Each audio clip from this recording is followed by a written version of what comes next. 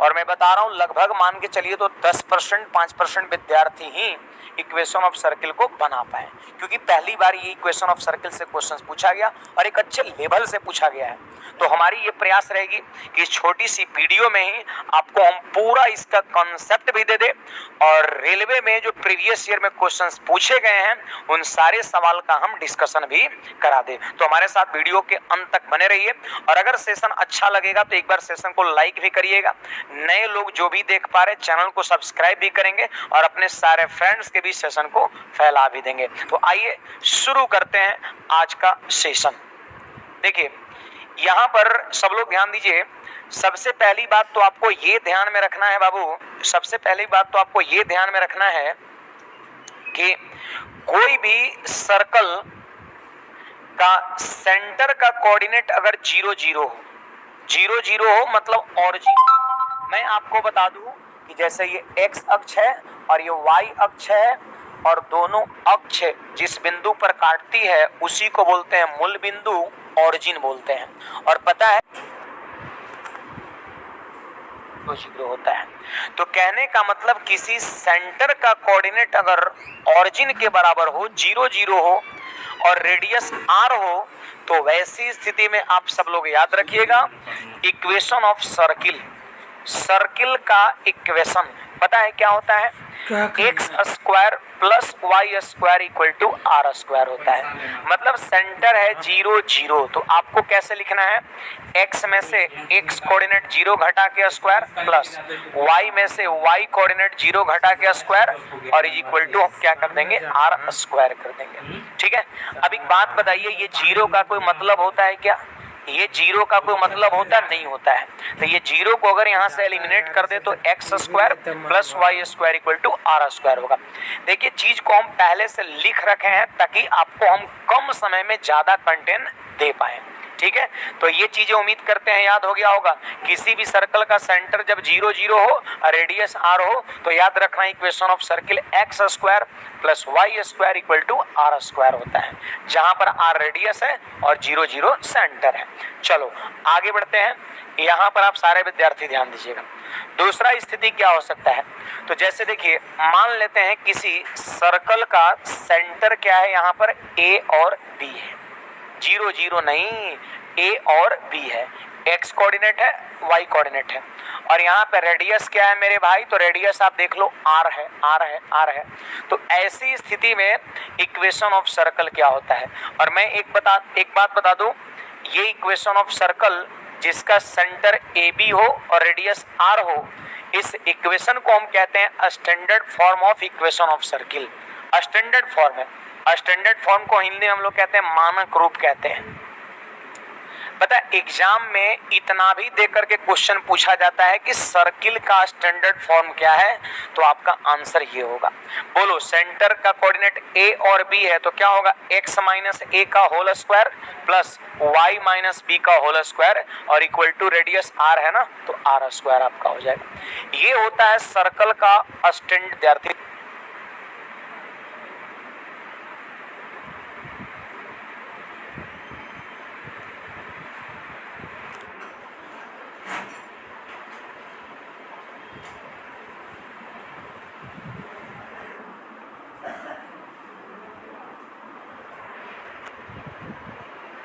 देखिए पीछे वाले को जो हमने एक्सपेंड किया है तो फाइनली जो है इस तरह का इक्वेशन बनता है।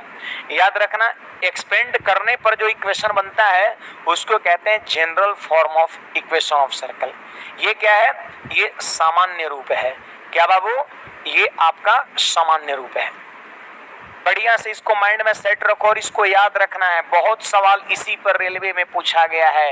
यही है जो बहुत सारे विद्यार्थियों को ले डूबा है, 1 नंबर नहीं मिलने दिया है। और आज के बाद इससे सवाल बनेगा, 100% आपसे बनेगा। बस पूरी शिद्दत के साथ क्लास को आप अटेंड करिए। ठीक है। देखिए x square plus y square plus 2gx plus 2fy plus c equal to 0। जब अगर इक्वेशन क्वेश्चन में इक्वेशन दिखेगा उसको देख के पहचानना होता है। अगर इस रूप का रहेगा, देखो x square plus y square, देखो एक्स का कोफिशिएंट कितना है? 2g है और y का कोफिशिएंट कितना है 2f है और c यहाँ पर क्या है कांस्टेंट। अगर इस रूप में रहेगा तो याद रखना उस सर्कल का सेंटर क्या होता है -g -f होता है। ठीक है, देखो ये आपका 3 ठो लकीर खींच देते हैं, ये कोऑर्डिनेट को बताता है, नियामक को बताता है, निर्देशांक को बताता है ये सिंबल 3 ठो लकीर। तो सेंटर का निर्देशांक क्या होगा -g -f। और अगर उस सर्कल की रेडियस की बात करें तो √g² + f² - c होगा। तो आप सबको ये बातें ध्यान में रखना है। थोड़ा सा वीडियो को रोक करके सबसे पहले सारी चीज को लिख लेंगे और उसके बाद इन चीज को याद रखेंगे। अब ठीक है, चीजें प्रूफ भी होता है, लेकिन देखिए शॉर्ट वीडियोज में मैं आपको इतना बता दे रहा हूं कि एग्जाम में सवाल आपसे ना छूटेगा आपका। ठीक है, तो सुन लीजिए, जब इस रूप में इक्वेशन ऑफ सर्कल रहे जिसको हम लोग कहते हैं general form of equation of circle, ये कैसे मिला है तो पीछे वाले चीज को जब एक्सपेंड करते हैं, इसको विस्तार करते हैं, डिटेल में लिखते हैं तो ही ये चीज मिलता है। तो याद रखना ऐसी स्थिति में सेंटर क्या होगा बोलिए -g -f और रेडियस क्या होगा √g² + f² - c होगा। क्लियर है? देखो मैंने इसको फोटो में सारी चीज को दर्शा दिया है। ये सेंटर है -g -f और ये रेडियस है √g² + f² - c होगा। तो इतनी सी बात जो है आप सभी को केवल क्या करना है ध्यान में रखना है। अब देखो ये तो बात रह गई थ्योरी का, ये जानकारी आपको होना चाहिए, लेकिन थ्योरी करने से आपका नहीं होगा, प्रैक्टिकल बहुत जरूरी है आपका, नहीं तो प्रैक्टिकल नहीं करिएगा मामला फंस जाएगा। तो हम अब एग्जाम्पल की दुनिया में आपको लेके चलते हैं और आपको कुछ उदाहरण सिखाते हैं। उदाहरण से ही ये चीजें आपको और ज्यादा क्लियर होगा। आइए, तो यहाँ पर स्क्रीन पर पहला एग्जाम्पल दिख रहा है जो रेलवे द्वारा पूछा गया है। ये आपका प्रीवियस ईयर का क्वेश्चन है बाबू, रेलवे का क्वेश्चन है। ठीक है, रेलवे का क्वेश्चन है और देखो बहुत आसानी से आप इस सवाल को बना सकते हो। ध्यान दीजिएगा, वृत्त का समीकरण ज्ञात करना है जिसका केंद्र 3, 5 है। बोलो, केंद्र 3, 5 है, मतलब यही ए है और ये क्या है पता है बी है और रेडियस जो है 4 दिया हुआ है जिसको हम आर कहेंगे। अभी मैंने आपको सिखाया है standard form of equation of circle कि अगर सेंटर ए बी रहे, रेडियस आर रहे, तो मैंने आपको सिखाया है इक्वेशन का फॉर्मूला। याद है? सब लोग बोलिएगा, 2 नंबर पे मैंने सिखाया है। बोलो क्या मैंने बताया था, x - a का whole square plus y - b का होल स्क्वायर और बराबर में क्या मैंने बताया था r² बताया। अब देखिए इस चीज को हम बैठा देंगे, हमारा आंसर हो जाएगा। बोलो, a के जगह पर 3 बैठाएंगे तो हो जाएगा x - 3 का होल स्क्वायर, y के जगह पर कितना 5, b के जगह पे 5 बैठाएंगे तो हो जाएगा y - 5 का होल स्क्वायर और r के जगह पे 4 बैठाएंगे तो 4 का स्क्वायर 16 हो जाएगा। अब देखिए डिपेंड करता है कि एग्जाम में ऑप्शन क्या दे रखा था। हो सकता है ऑप्शन इतना ही सिर्फ हो, क्या हो सकता है ऑप्शन इतना ही हो। मैंने देखा है ऐसा भी ऑप्शन देखने को मिलता है। अगर मिलेगा तो सीधे हम क्या कर देंगे आंसर कर देंगे, और नहीं मिलेगा, अगर ये ऑप्शन नहीं रहेगा तो पक्का इसका एक्सपेंडेड फॉर्म रहेगा, इसको विस्तार करेंगे, जो मिलेगा वो आंसर कहलाएगा। तो चलो मैं थोड़ा विस्तार करके भी आप सभी को दिखा दे रहा हूँ, पूरी शिद्दत के साथ ध्यान दीजिए। बोलिए a - b के होल स्क्वायर पर इसको तोड़ेंगे कि नहीं, तो मिलेगा a² - 2ab + b²। बोलो इसको तोड़ेंगे तो कितना मिलेगा x² माइनस का 6x और प्लस का 9। इसको तोड़ेंगे तो क्या हो जाएगा y² माइनस का 10y और प्लस का 25 और इक्वल टू 16 हो जाएगा। इतना ही आंसर हो सकता है, नहीं तो हो सकता है इसका आगे बढ़ा हुआ हो तो बढ़ा देंगे हम। बोलो x² और ये हो गया प्लस में y² माइनस में हो जाएगा 6x माइनस में हो जाएगा 10y। अब सुनिए ये 25 और 9 कितना हो गया जी 34 हो गया। बोलो, या फिर सिंपली बताइए 25 में से 16 आके घट गया तो कितना 9 और 9 यहाँ पहले से है तो 18 हो गया और इक्वल टू 0 और यही हमारा आंसर हो जाएगा। तो हो सकता है एग्जाम में ऑप्शन आपका ये हो, नहीं तो हो सकता है एग्जाम में ऑप्शन ये हो। जो रहेगा आपने सीख लिया, आप आंसर कर सकते हैं। तो इसमें हमसे इक्वेशन ऑफ सर्किल ही पूछा था, आप देख सकते हैं, तो आंसर हमारा निकल गया। उम्मीद करते हैं सबको ये बातें क्लियर हो गया होगा।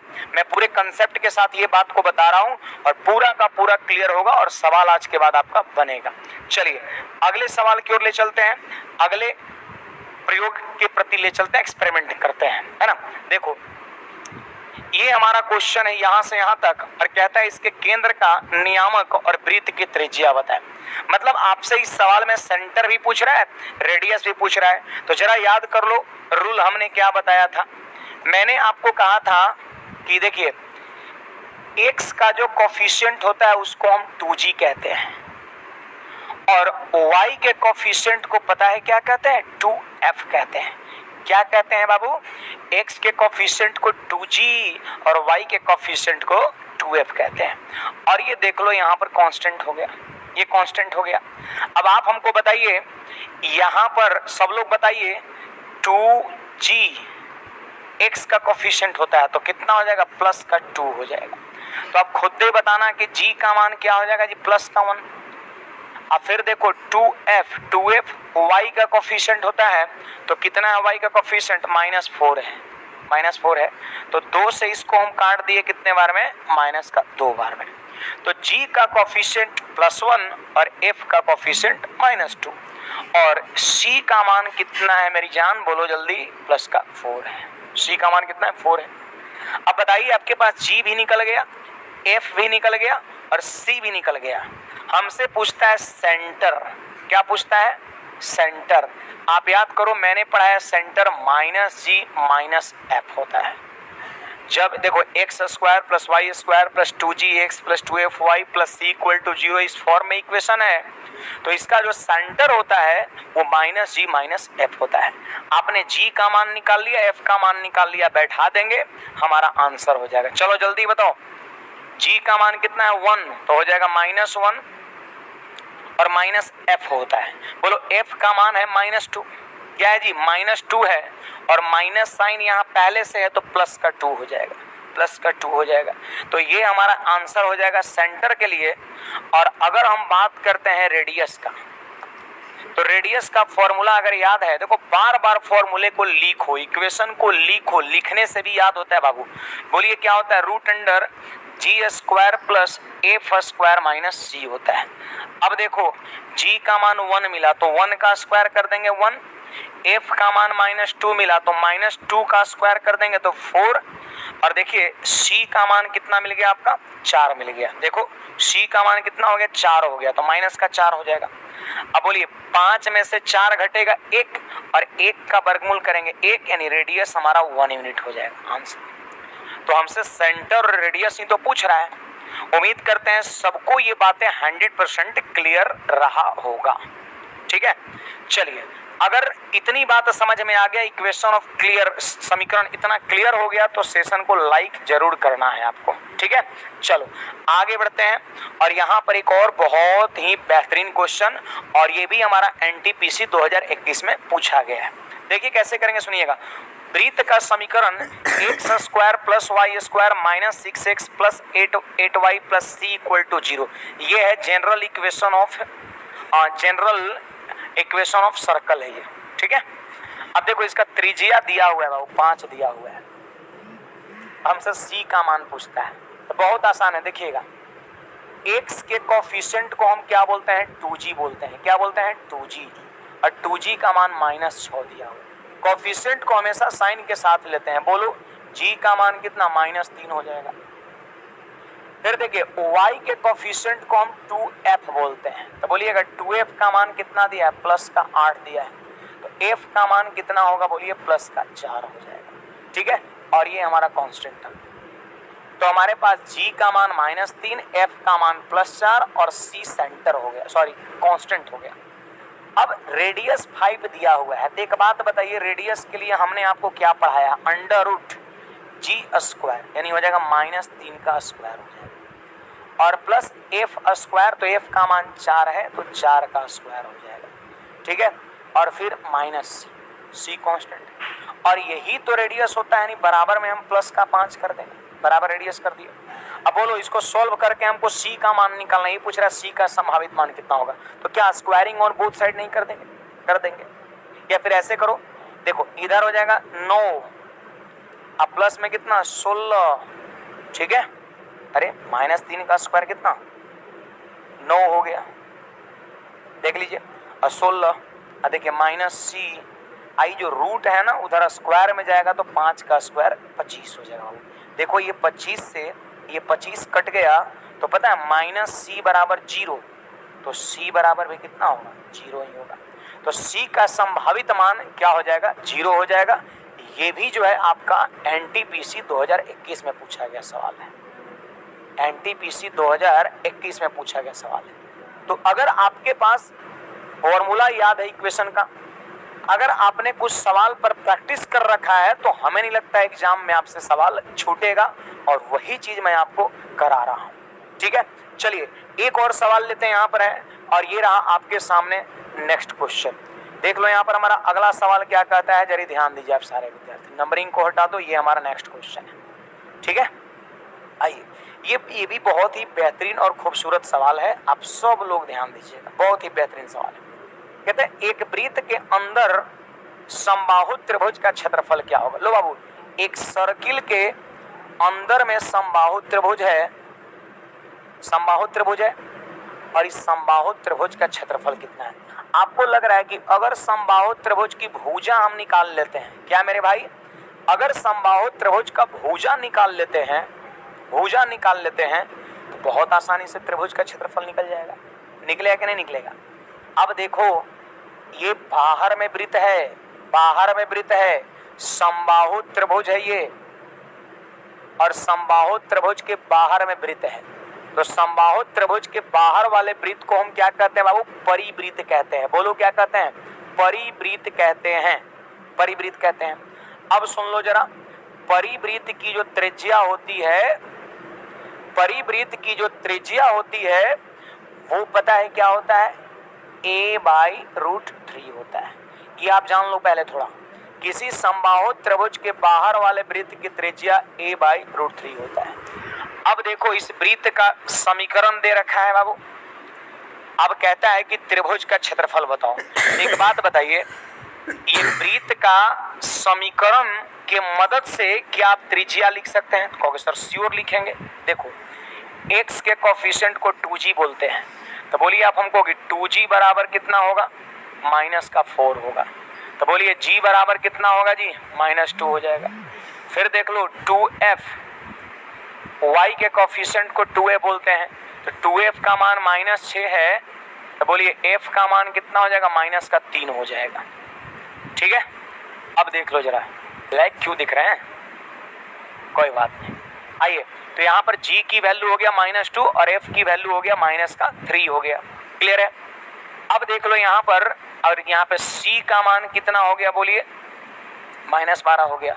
तो यहाँ पर हम रेडियस चाहे तो निकाल सकते हैं। बताइए अंडर रूट क्या होता है, g², तो -2 का स्क्वायर कितना 4, प्लस f² तो -3 का स्क्वायर कितना हो जाएगा 9, और -c होता है। तो c का मान ऑलरेडी माइनस में है, पहले से माइनस में है, और माइनस फॉर्मूला में होता है तो प्लस हो जाएगा ये। अब देख लो 9, 4, 13, 12, 25, और 25 का वर्गमूल कितना हो गया मेरे भाई 5 हो जाएगा। तो आप देख लो रेडियस 5 निकल गया। आप खुद से बताना यहाँ से कि जब रेडियस निकल गया 5 और क्रॉस गुना होगा √3 से, तो a बराबर 5√3 हो गया क्या। अरे समबाहु त्रिभुज की भुजा बोलो 5√3 हो गया। अब समबाहु त्रिभुज की भुजा निकल गया तो समबाहु त्रिभुज का क्षेत्रफल पूछता है। आप सारे विद्यार्थी यहाँ पर देख लीजिए, समबाहु त्रिभुज का क्षेत्रफल का फॉर्मूला क्या होता है, होता है √3/4 और इंटू में भुजा स्क्वायर, जबकि भुजा दिया है 5√3, तो हमने इसका स्क्वायर कर दिया, क्लियर है। अब देख लो 5 का स्क्वायर 25, √3 का स्क्वायर 3, तो 25 3 75 हो गया। अब आंसर कितना हो जाएगा 75, इसका स्क्वायर के 75, √3 पहले से था √3 और बटा में 4 हो गया, और यही यूनिट स्क्वायर हमारा एरिया हो जाएगा। अगर आप ऑप्शन को ऑब्जर्व करोगे तो आंसर क्या होगा, नन हो जाएगा, ठीक है। तो ये भी बहुत ही एक हाई लेवल का सवाल, इसमें कोई दो राय नहीं है, ये अच्छा लेवल, इसको हम हाई लेवल कहेंगे। और ये विद्यार्थी को जो है ना एकदम यही झंडू बम है जो परेशान करके छोड़ दिया था आपका। तो आज जो है रियल में इस झंडू बम का मैंने झंडू कर दिया है, ठीक है। तो उम्मीद करते हैं कि आप सारे विद्यार्थी जो है इक्वेशन ऑफ सर्कल को सीख पाए हैं और मेरा दावा है कि इसके बाद जो है अगर इस चीज पर एक बार दो बार अभ्यास कर लिया जाए तो किसी भी तरह की प्रॉब्लम इस चैप्टर से आपको नहीं होने वाला है। ठीक है, तो हमारे साथ हर दिन हर वीडियो में बने रहिए और हर दिन एक हम छोटे समय में बहुत सारे कंटेंट आपको देने का प्रयास करता हूं और कहीं ना कहीं एग्जाम के दृष्टिकोण से टू दी पॉइंट बातें होती है, तनिक भी इधर उधर बातें नहीं होती है। तो हमारे साथ आप हर दिन बने रहिए। सेशन को अच्छा लगा हो अगर आपको तो एक बार सेशन को लाइक कर दीजिए, चैनल को